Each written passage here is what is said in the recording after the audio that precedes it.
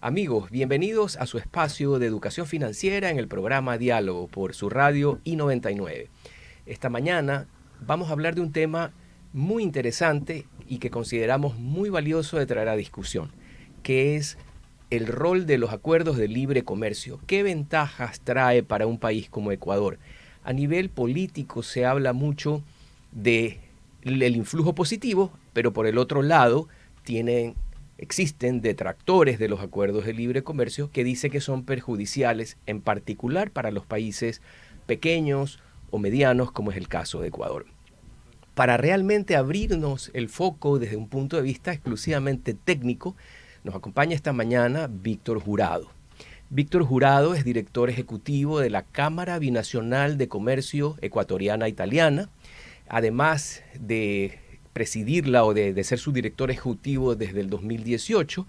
Él tiene una sólida experiencia en el comercio exterior, fue funcionario de ProEcuador, es profesor de la Escuela de Negocios de la Politécnica en Guayaquil y fue distinguido con la Orden de la Estrella por el gobierno italiano por su contribución a las relaciones bilaterales entre Italia y Ecuador. Víctor, gracias por estar esta mañana con nosotros y acompañarnos para hablar con nuestros amigos, aclarar dudas sobre la validez de los acuerdos de libre comercio. Muchas gracias, Francisco, por la invitación, por el espacio y muy contento de poder compartir esta charla. Gracias, Víctor. Para ti, desde un punto de vista técnico, ¿cuál es el rol de un acuerdo comercial para un país de mercado pequeño como Ecuador?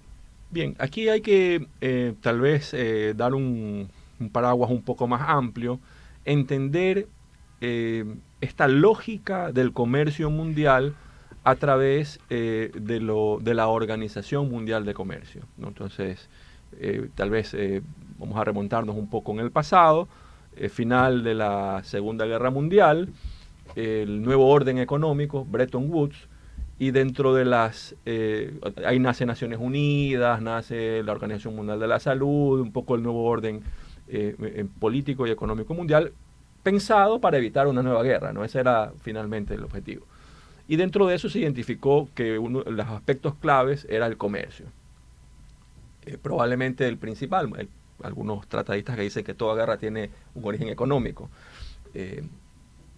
Sin embargo, fue muy difícil de ponerse de acuerdo los países por los intereses propios. Y recién hasta el año 1995, 50 años después, se logró conformar la Organización Mundial de Comercio. Y uno de los pilares de la Organización Mundial de Comercio, en este antecedente amplio que te doy, es precisamente la no discriminación, ¿no?, de los países, entre los países.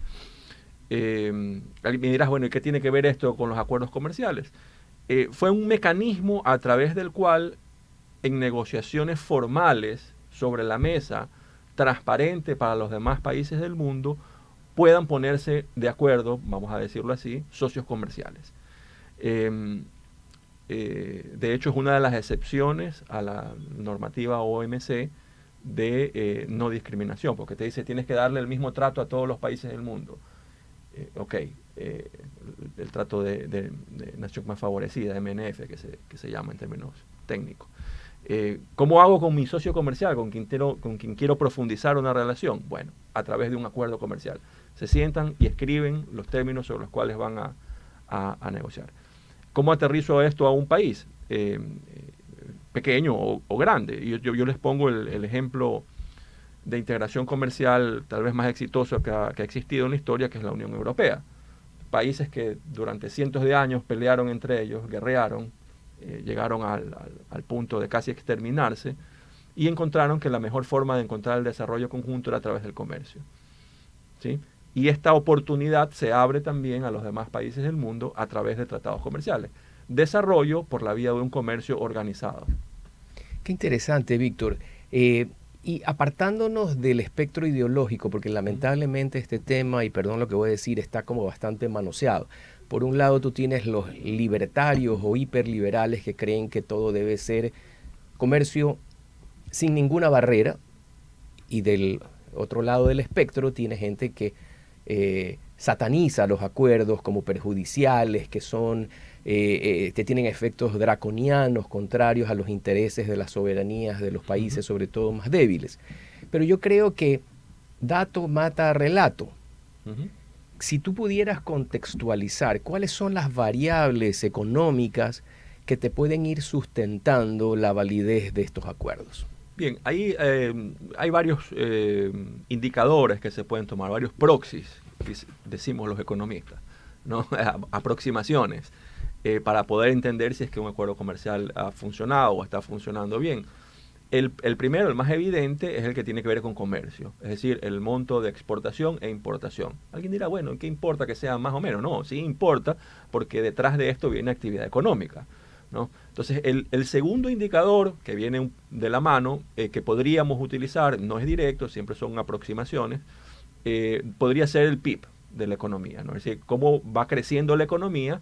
Claro, si se necesita más actividad, pues vamos a poner el caso de Ecuador, es una mayor exportación de camarones, entonces eso mueve la industria del cartón, mueve la industria del plástico, el transporte, etcétera, ¿no?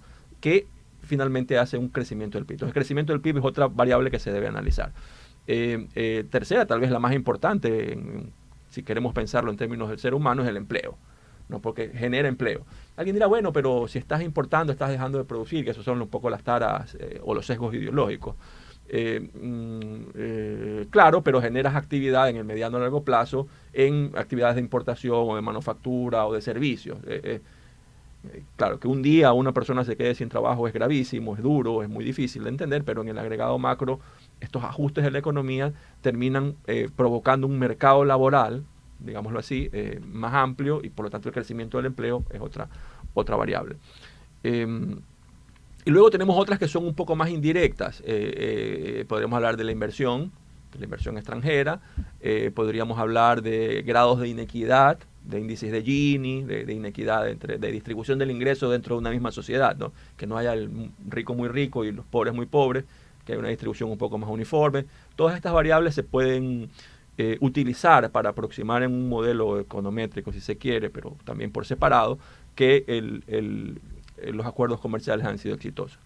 Y finalmente,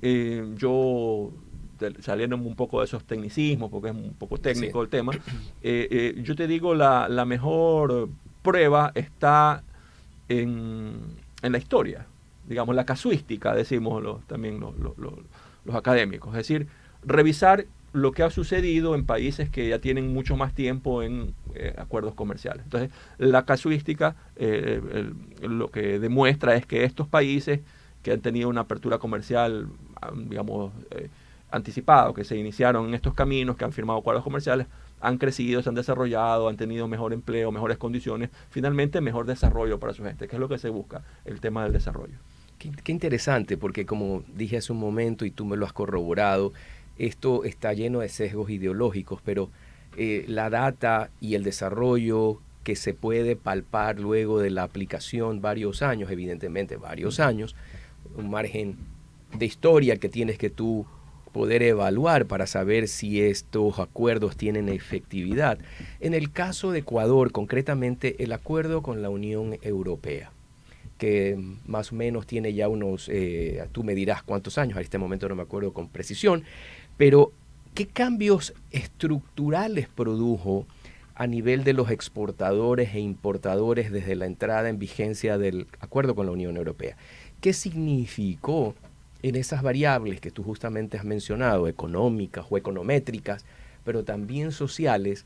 ¿Qué trajo para Ecuador como beneficio o cambios el acuerdo con la Unión Europea? Sí, para nuestro país el acuerdo comercial con la Unión Europea es sin duda un icónico, pero es un hecho importante con las décadas, con los años, y se estudiará luego en los libros de economía, de historia, ese momento y su impacto. Ha pasado 8 años, en 2017 arrancó su vigencia, en enero de 2017, y sin embargo ya se ven resultados. Para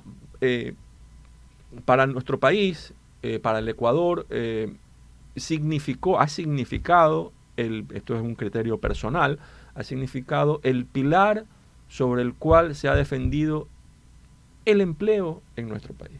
Mira que no estoy hablando de exportaciones, no estoy hablando de que los dólares, las divisas, que todo eso es cierto. No, pero lo que tú acabas de señalar es Es fundamental. el empleo.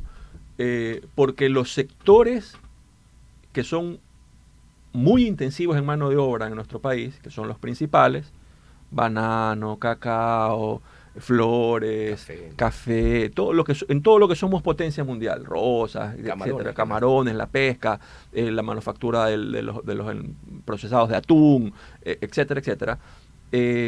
Esos empleos se han sostenido gracias a que ha habido mercado, es decir, que ha habido ventas, que ha habido exportaciones, donde en la Unión Europea, que es nuestro principal mercado, por mucho el principal mercado para la producción no petrolera de nuestro país. Es decir, al final del día, más allá de las divisas que se generan, más allá de las exportaciones, crecimiento de empresas, todo esto que es cierto, aterriza en una defensa. Digo defensa porque, claro, el país vive situaciones complejas, con, digamos, déficit de empleo, etcétera, pero en una defensa del empleo y defensa y crecimiento del empleo en esos sectores intensivos de mano de obra. Entonces, al final del día, para el Ecuador, y esto se medirá, como te digo, ya en la historia, con los años, ha significado el que nuestro país pueda, en estos últimos 8 años, defender esta situación de cohesión social, también por el empleo, ¿no? También digo porque fueran los aspectos económicos. Claro, y lo que yo conozco, que no soy un experto ni mucho menos, simplemente sigo con interés este tipo de temáticas, el acuerdo con la Unión Europea benefició a muchísimas exportaciones no tradicionales, particularmente en la Sierra Norte del país o en general la Sierra Centro. Y no hablamos solo de flores. Claro. Corrígeme, Víctor, si estoy errado, por favor. Efectivamente, la Unión Europea en una visión, digamos, con una visión amplia, precisamente de desarrollo a través del comercio. Así es como lo ve Europa. Desarrollo de los pueblos, de las comunidades, del vivir de una manera, digamos, adecuada a través del comercio. O sea, no es el comercio en sí el fondo, el fin de la Unión Europea. Entonces la Unión Europea, por eso este acuerdo es icónico, digo yo, fue muy amplio en los términos de lo que se negoció, ¿no? Y aquí entonces tal vez podemos regresar al principio, me decías, bueno, los temores que existen por los acuerdos comerciales, ¿no? Los países se sientan y antes de negociar escriben sobre lo que quieren negociar, que puede ser un tema, puede ser 10, puede ser lo más amplio que quieras. Y se ponen de acuerdo sobre lo que van a conversar, que son obviamente los intereses mutuos. La Unión Europea en ese aspecto fue muy generoso en términos de que en esa negociación, que fue larga, que fue difícil, que tomó casi 10 años, le dio apertura al Ecuador, le abrió su mercado, digamos, abrió el mercado de los 28 países en ese momento, hay 27 de la Unión Europea, para el 99.7% de la oferta de Ecuador, el 100% en realidad.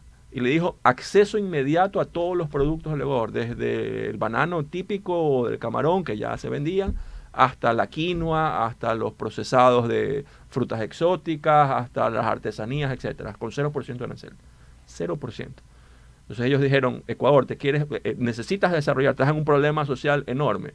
Es a través del comercio. Nosotros somos el mercado. A nosotros nos interesan tus productos. También no lo hacen por altruistas, ¿no? Entonces nos interesan tus productos, creemos, confiamos en la calidad y en los valores que representan tus productos. Te ofrecemos nuestro mercado, 0% inmediato, acceso inmediato al 0%.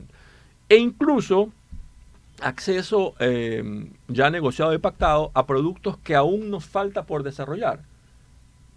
Qué interesante. Sí, entonces nos dicen, mira, Ecuador, no nos quedamos solamente en los commodities, ¿no? En las frutas, en los productos alimenticios, que son como muy tradicionales, muy commodities. Nosotros te vamos a abrir nuestro mercado también a productos de valor agregado industrializado. Que sé, pastas de harina de quinoa, por ejemplo, estoy inventándome. Lo que tú deseas desarrollar. Y desde ahora, desde el 2017, ya está con 0% de arancel y con acceso. Porque no solamente el arancel, es también el acceso fitosanitario, que ese es otro, podemos hacer un programa también de eso, otro tema muy interesante. Pero sí me gustaría tratarlo cuando termines eso. Claro, claro. Entonces se abrió un aspecto muy importante para la exportación no petrolera tradicional y lo no tradicional. Sierra Centro se ha beneficiado, ha sabido a utilizar estas ventanas, también en el resto del país, con los superfoods que se llaman, ¿no? Quinoa, chía, tal, las frutas exóticas, están las dragon fruit y otras que no eran, digamos, de tradicional exportación del país. Pero qué interesante. Todos sabemos, porque, a ver, los europeos se caracterizan por tener estándares, te diría tal vez mundialmente los más altos, en temas fitosanitarios, en temas de la calidad y el cuidado que deben tener los productos, tanto a nivel de sus componentes como ya el producto final, por así decirlo. Y solamente como un ejemplo para graficar lo que yo quiero preguntarte. Porque sabemos, por ejemplo, que el mismo desodorante con la misma carátula, la misma marca y el mismo apelativo en Estados Unidos o acá en Ecuador tiene una serie de componentes que en Europa están prohibidos. Cuéntanos cómo fue esa evolución del Ecuador para poder cumplir con esos estándares tan altos y exigentes de la Unión Europea en cuanto a la calidad de los productos que se expenden en su mercado interno. Bien, esto sí es un mérito directo, hay que asignárselo a quien corresponde, un mérito directo de los empresarios ecuatorianos. Los empresarios ecuatorianos han logrado adaptar su oferta exportable a las más altas exigencias mundiales, en Unión Europea entre ellos, pero solo ellos, también Japón y tal.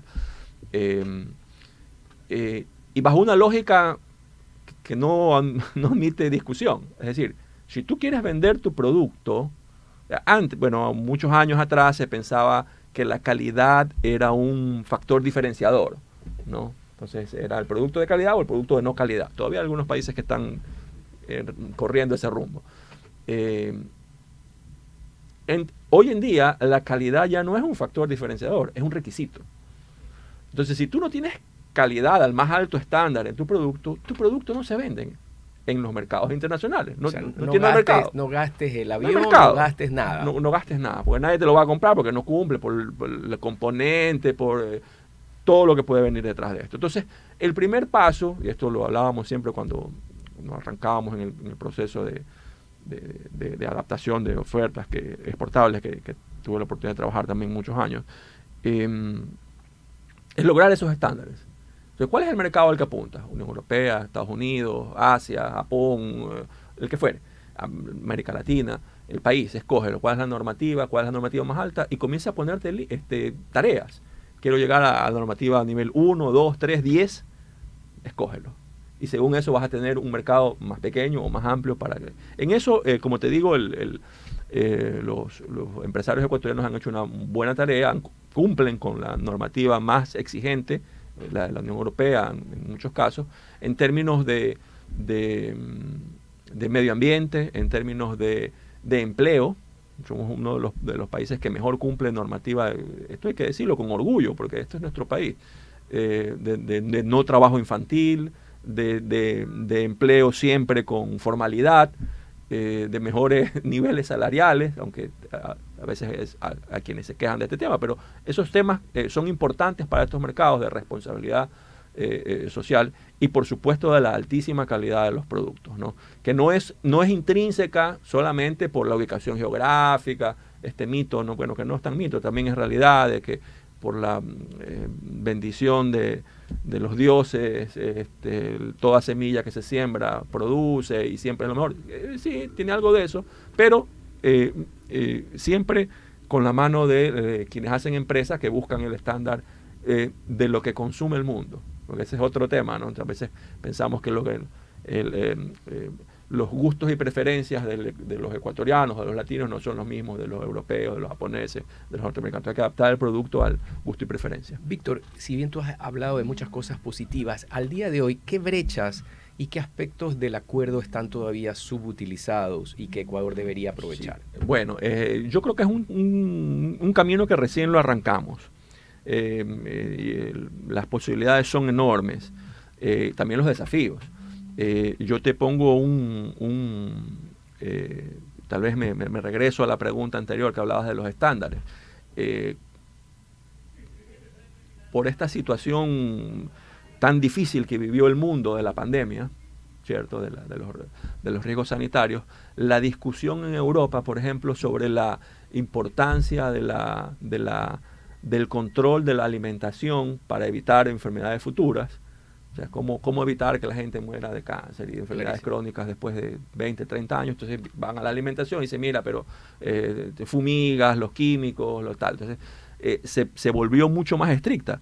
Y ellos lo elevaron a nivel ley, Unión Europea, y es lo que se llama hoy el Pacto Verde, así se llama en Europa, el nombre común, o estrategia de la granja a la mesa. Entonces hicieron listados enormes de moléculas, de productos que ya no son posibles utilizarlos para alimentos que van a llegar a Europa.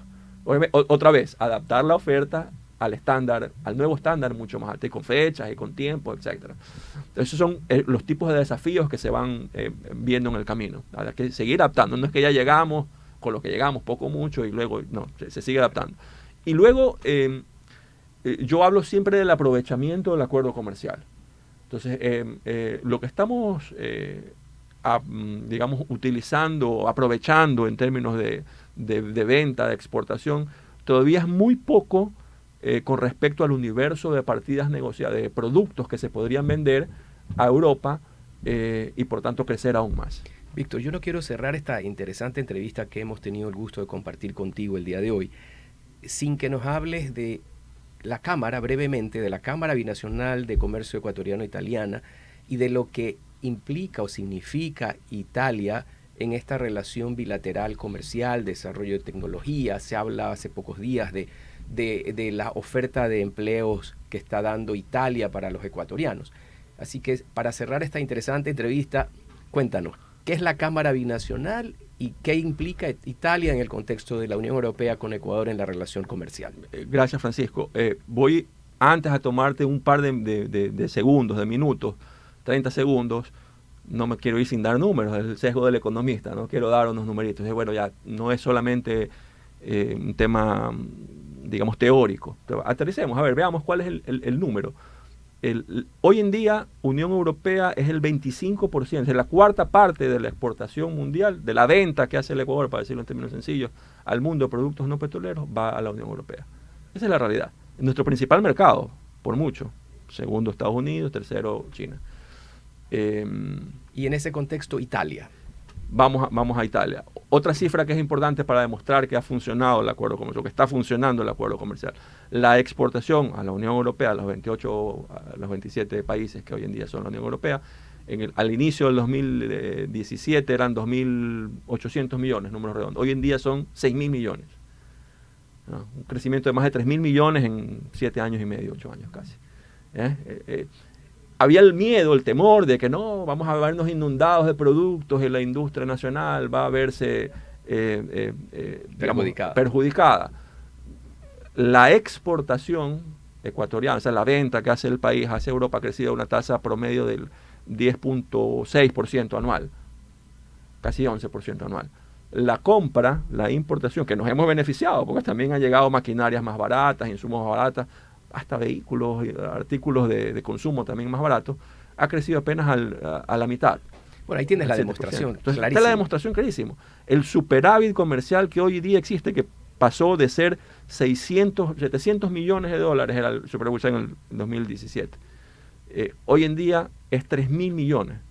Quiere decir, favorable al Ecuador. Es decir, el Ecuador es uno de los países que mejor ha aprovechado el acuerdo comercial. Víctor, para cerrar, porque aquí ya me quieren casi que votar del estudio, Italia, ¿qué significa para Ecuador y la Cámara? Bueno, en 2 segundos. Claro, digo yo siempre que Italia es la puerta de acceso a la Unión Europea, por la afinidad que existe de las culturas, de la cultura ecuatoriana con la cultura italiana, la ascendencia que muchos ecuatorianos tienen, familiar incluso, con estas raíces, y a través de esta puerta de acceso llegar a los 27 países de la Unión Europea. La Cámara de Comercio Binacional Ecuatoriano-Italiana que represento se convierte en una herramienta para potenciar esas oportunidades que hemos hablado, que hemos un poco mencionado en el acuerdo comercial para empresas ecuatorianas en el mercado europeo.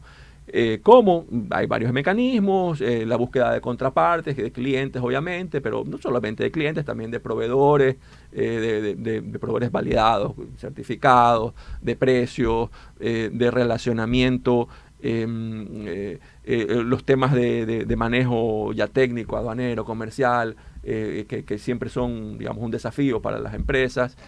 La Cámara se convierte, yo digo, en este dínamo que mueve, que potencia el crecimiento de la relación comercial con Europa a través de Italia.